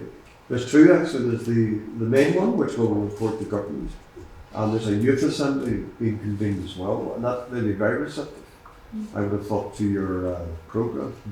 So those are, four that you could be targeting, actually, that are running at the moment. And they're open to submissions, and I know that the Secretariat are keen to have a northern input. They don't want it to be just a Republic of Ireland thing, There's a submission for someone to And I think it is important as well to acknowledge like the differences between XR UK, XR Northern Ireland and XR Ireland in that geographically we were divided by an island, and if you look at some political parties on the island of Ireland who look at whether it's like a lot of environmental issues, it is an all island basis. So Northern Ireland is different, I think, in that respect, that we have like connections with the UK but also connections on our own island, and I think that's something that kind of will be addressed, I think, more within the Extinction Rebellion movement. So like some of the demands like declaring a climate emergency and citizens assembly, they do link in different ways perhaps than it would to other kind of groups throughout Ireland and the UK, so those connections are really important. It's definitely something here as XRNI, a lot of the successes that we've had have come from collaboration with XR Ireland. Like one of the campaigns that we ran for a couple of years was this campaign to get a ban on petroleum licensing in Northern Ireland, stopping people from taking gas and oil out of the ground and doing all sorts of stuff with it. But it was done in collaboration with XR Ireland, as well as a lot of smaller groups along the border counties, like Love Leitrim and Lamphramana. So it's, if you like it may seem quite formulaic, but in practice, the environmental movement's only so big. Same faces all over again. So just in the interest of time, there's an interesting story here. A bunch of activists back in 2019 went into Shell headquarters in London, put a load of fake blood about, smashed a couple of windows, painted the roof with signs saying Shell knew, going back to this whole thing about how these fossil fuel companies have known this trouble was coming and have actively tried to stop anybody else becoming aware of it. They get to court and the judge tells the jury that they have no recourse in law to avoid conviction for anything that they've done, and the jury gives them all a not guilty verdict. So that's just an example of how we're talking about system change from the perspective of organising to put pressure on governments, but there's signs there of the system not working in the interests of, as you said earlier, the wealth and property that it was designed for. So just as a small amount of hope. This is part of the theory of change as well, like changing legislature through, whenever you take through the protest, you don't take the caution because you're not admitting guilt. You're saying, okay, well, I broke the law, but for greater reason. If you punch somebody who's about to stab someone, you're done for assault. It's typically these things taken into account, which is what happened there. But that's the idea of changing legislature. We really don't. Based on that, a couple of things at the end. So in that case, anyway, that was the Sussex, was that Sussex Crown Court, County Court, no Crown Court. The vast majority of these actions to get into it. So in England and Wales, I think there's maybe one person on a group that's engaged in these types of actions in Northern Ireland. Orla Murphy in the Republic of Ireland got quite significant bother because she spray painted in front of the Department of Agriculture in Dublin. But so, for example, they got jury trial, and that was maybe one of the first they would get away with it now. It's prosecutions across the board in England because part of the theory of change, and said not to scare people, is that there's going to be enough disruption that the government, instead of doing something, will stamp back, push back on you, and then supposedly that'll elicit sympathy or more support instead of scaring people away. So, for example, there's that police crime sentencing and courts bill now an act in England. So it makes things so if you were sitting on the road or something, you wouldn't go to a Crown Court like them and get a jury. You go to the Magistrates Court, smaller one, and you're only liable. It's in front of a judge, so there'll be no errors in law. You'll be committed. You'll plead guilty, and you'll get a lesser sentence. But say it's your first time, your second time. In Northern Ireland, still it's at maximum. Most instances, £2,000 fine, £500 fine, or maximum conviction and sentence for 6 months. Which first-time offenders is typically just £200 fine in Northern Ireland for public disorder offences. That's just to lay out the kind of non-violent direct action does have consequences. These people don't want to do it. Like, they were one of those people was a picker, like he said. Sorry to skip forward there. Yeah, I think I might just finish it off so we can get away. Yeah. But to emphasise,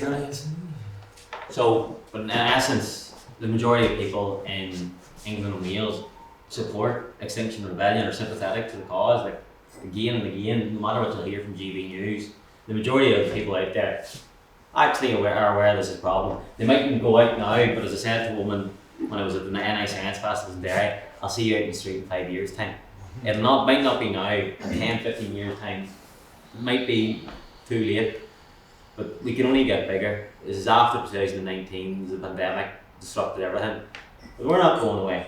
And I understand it's just you two gentlemen and we're all here. But truthfully, it can only get, as things get worse, it's a growth industry, as they said. If anything's going to grow in the next 5 years, it's going to be us. That sounds like I'm pitching something on Dragon's Den. So just reasoning why join. I was going to say professional for my own benefit of your knowledge. I've been lucky enough to go over twice, and so the legal support group. So these are the people that work with ones that have been arrested and provide some level of guidance, court support for non-arrestee or non-represented arrestees. But like you say, it's a big slide. So act of hope in terms of you're just doing something, and you will be doing something in your own time with your own groups. But I always think this is the cause. They used to say United Ireland, that's what you call the cause. Well, this is the cause. There'll be nothing left. There'll be no time for getting into the border or keeping it or whatever you want to do with it. Take it to bed with you.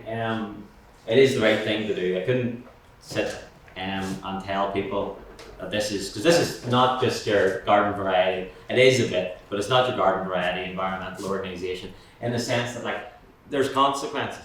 And you will annoy people. You might do anything illegal, but in terms of your pickets, and you will do this yourselves, gentlemen, you do annoy people, and people that can limit your choices or chances in life, and that's okay, because in 10 to 15 years' time, if I wanted to be a solicitor or barrister, that would be the name of the game, there won't be a functioning judiciary in 30 years' time, like, realistically, and if there is, it's not one that you'll want to be involved with, because in 3 or 4, 5, 10, 6, 7, 8 years, 9 years' time, it won't be the police crime courts and sentencing bill. It'll be something. It'll be the Criminal Justice Act or whatever.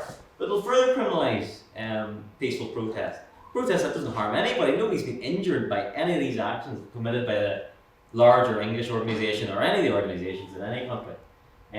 Somebody give another reason. Somebody why you should join. Or there's places for everybody as well.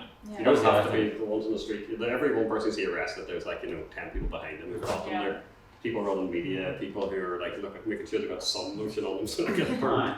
And truthfully, just to have connections with people up in the northwest, because there was a group in Derry, and you probably know them. And it was before my time, maybe it was yourselves, but just for this not to be this is Extinction Rebellion Northern Ireland, the Accidental Theatre in South Belfast. It's the South Belfast chapter of the whole place. Like, there's no boys in Ballymoney yet, but like, we'll have to get there at some point. In case you go after Belfast, it's Derry, the second city and the real capital. If you were from Cork, you'd say that.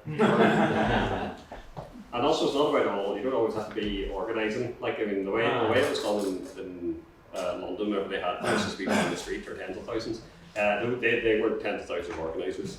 You have the organisers, and then you give people a call and just say you're going to be there, and turn up. Just to, you can amalgamate 3 or 4 groups at a particular site to penalise somebody, even if it's only for media attention. Like, there are a lot of legitimate that's an awkward term. Sorry, there are a lot of places in Northern Ireland, institutions and private organisations that are literal oil companies. So these are the groups right there. It's about 1,000 local kind of city level groups worldwide, and that's in 2 odd years of growth. That's 2019. What's your strength lines here, like numbers wise? But to be honest, at the minute, what did you say, 25 active? Something like that. That's brilliant. That's brilliant. I've seen that, but like, There's a Derry Donegal group that's, I'm technically a member of, but I haven't met for a long time. I'm not sure what they're, I know Claire Thompson would be probably centrally involved in that. Yeah. But I'm not sure how many people there. She's taking on a role, which is to do with a local gardener role, which is to do with local group development and kind of nurturing of sort of XR chapters is not the right word, but you know what I'm talking about. Chapters, And so one of Richard's first ports of call is going to be to try and get that group. yeah. There'll be a road trip up there soon. And to start, so that we're not all just people from different. Right now, Paul lives in Belfast, but he's from Tyrone, so it's all these Donegal and all these things. Yeah. So it's like people are from all different places that come here to do their XR stuff, whereas we want it to be more, so that there's all those different centres around there. Yeah. I met Claire and Caroline actually the other day and Donegal's first Pride Parade. Extinction Rebellion were marching there. Extinction Rebellion, Derry Donegal's from. It was just the two of them, but so like they are active, I think, or certainly I think getting back on their feet. So there are different groups spread across the way. Pandemic knocked an awful lot of groups on the head, it's getting them back up again. Yeah. Great. I would love interest in this, like from people we knew and we told, like so, but I don't know, just that could also just be a bit of heavy feet, like. You get a lot of applause in a consumer society. It's getting people on the pitches, the harder work. I want to organise the football and stuff. Yeah. It's like the difference between the spectators and people on the field. Right. What's the story with Rupert Reid then? Why did he move on? Rupert Reid didn't. He still talks about them all the time. But is he still active, is he? I think, is he not the XR? He's the founder. He's one of them. He's one of the co-founders. I think something like that you set up and you operate like you. Do you? I think there was something about the theory of change stuff. He was definitely going along sort of as much as Roger Hallam was pushing them more towards being more extreme, I think he was pushing them more towards being less extreme. Yeah. And then I think that might be the middle road. Then it's ended up with the Extinction Rebellion. I think there was something that came out like, "Are we rushing the rebellion?" I think it was a paper came out about a year ago or so. Right. And then I mean, in a large part of it, I think we understand the principle, like that we don't, if we rush it, then we lose our strategy and we burn out. Yeah. But I think at the same time, and it was also arguing for just less disruptive and so on, which is kind of like there's other organisations for that. Right. No, but that's just me, just hearsay from people. Yeah, that's interesting. There's not a new book, isn't it? That's it, right. That documentary that Cahill was talking about, Rebellion, I think, rather than Resistance, isn't it? Yeah, but it's on Netflix, and He's not. Pardon? He's not, but it's a very interesting look at saying certainly the way things went with Roger in terms of and his exit from and moving into. So Roger left as well. Yeah. Well, he basically did a couple of presentations and then Just Stop Oil popped up, and then I think Just Stop Oil's like, maybe not. And then, sorry. He kind of went in. Britain first. And Chile, Britain first, so Progression. Roger's idea is that if you're not being arrested, there's no point, and that is to do with that critical mass of arrest levels and things like that. And he recently wrote a really I don't know, very divisive. For a second, just Yeah. play around with live streaming, and if ever XR group say this, come on. Oh yes, that's true. yes. It's all my personal opinions. You're not in it, don't worry. So Yeah. Yes, that's true. It's different approaches, shall we say? Yeah, and I can And it's imagine. interesting how the founders then, you've got a very brief burn-in kind of those initial rebellions, and then people's sort of ideologies take them in different directions. That It's definitely true. Paul says, don't let people on the left talk to each other. Just keep working. Don't talk. Keep working. the myth of the United. Thanks. If you want to join, there's Action Network. You boys know this anyway. If you're online and you would like to know more about Extinction Rebellion, if you would like to know more about Extinction Rebellion Northern Ireland, Google Action Network Extinction Rebellion Northern Ireland. If you'd be so kind to put your email address and name in, and we'll be able to contact you and let you know more about the group. And we've a lot of roles for people to fill. You don't have to be the person sitting on the road. But if you care about this stuff and you'd like somebody to talk to, please give us a bell that way. We're also on Twitter and social medias of different types, Facebook and Instagram. And this is how we'll end it. That's the links there. That's the link one. This is my favourite. If you can see that on the internet. A quote from most ghosts in 2059, I should have joined Extinction Rebellion. There you go. Which is true. But we should have all joined Greenpeace in the 70s, so I never know. There you go. Thank you. That's it.